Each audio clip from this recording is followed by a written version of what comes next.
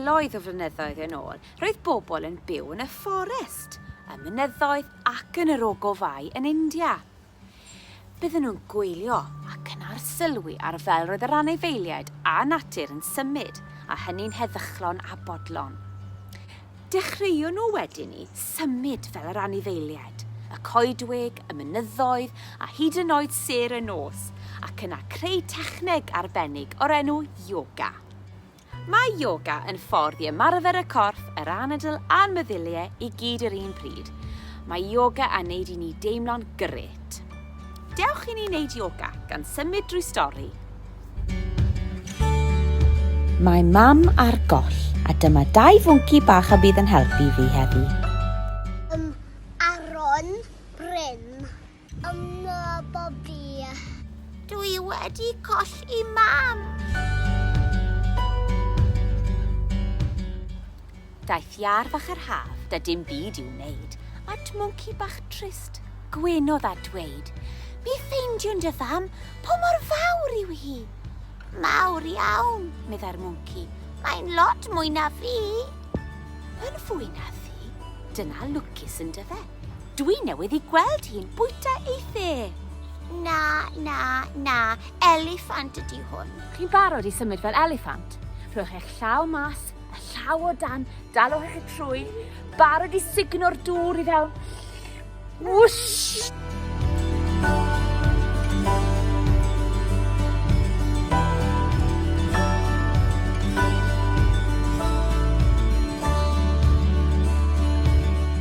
Does gan fy mam i ddim bola mawr llwyd. Does gan ddi ddim trwm chwaith i fwyta ei bwyd.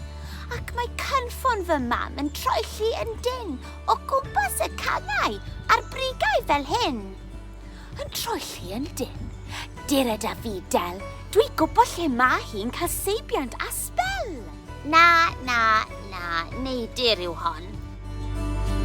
Gorweddwch ar eich bola a codi'r pen a symud fel neidyr.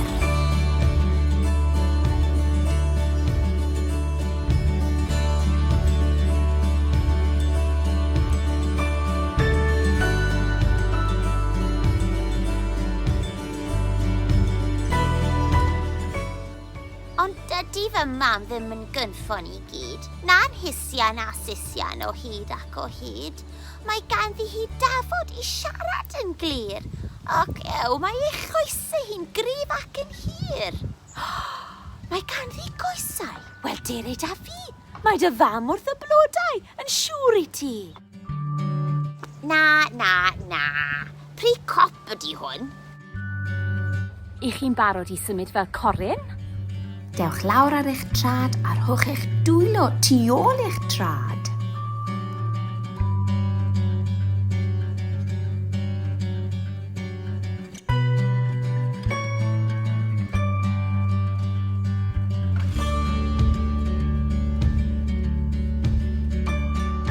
Dydy mam ddim wrthi drwy'r dydd yn gwneud gwe, na bwyta hyn bryfed a dwni ddim be.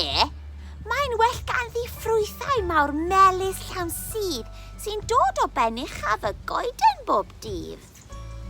Ben uchaf y goeden? Wel, dere da fi. Dyma lle mae hi'n rhoi ffrwythau i ti. Na. Parot ydi hwn.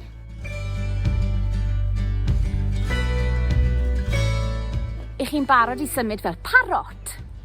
Plygwch ymlaen a codi'r dwylo i fyny ac i lawr, i hedfan fel parot.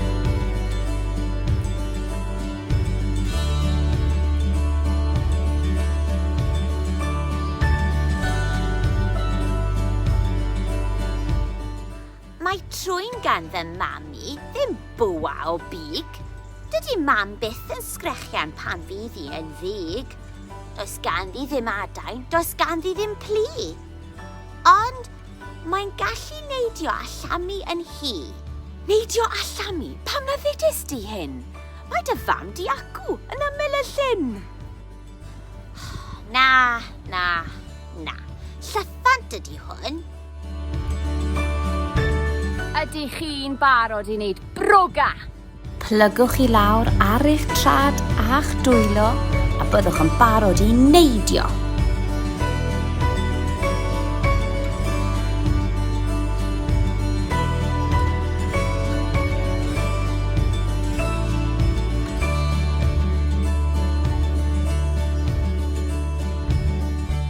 Mam ddim yn wyrdd a llais i yn gras. Dydy hi ddim yn cwyno na chrewcian yn gas. Mae hi'n fy mwyddo o hyd ac o hyd, ac mae ei ffwr brown hi yn gynnes a chlyd. Ffwr cynnes a chlyd? Pam na ddedys ti o'r blaen? Dwi'n gwybod lle mae hi. Dyrd yn dy flaen. Na, ystlym ydy hwn. Ych chi barod yn neud ystlym? Rhowch eich dwylo ar eich pengliniau, plygu drosto fel bod chi benni weired fel ystlym yn hongian yn hapus.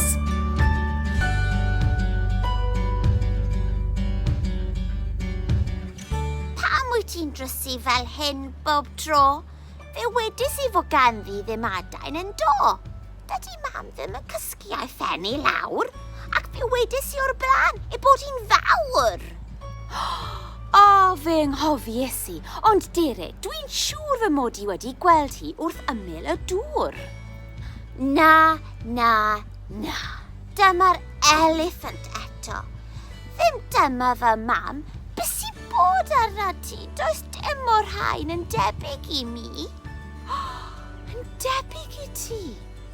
Beth edys ti del? Mae hynny yn od ac yn rhyfedd, wel. Achos dwn i ddim sut a dwn i ddim pam. Ond does dim o fy mhlant i yn debyg i'w mam.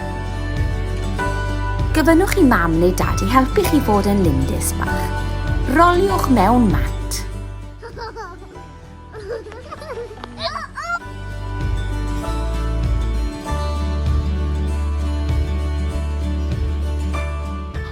Dwi'n deall o'r diwedd, mae popeth yn glir. Mi fyddi di gyda dy fam cyn bo hir. Na, dyna fy nhad. Symudwch fel mwnci gyda'i gwt yn yr awyr.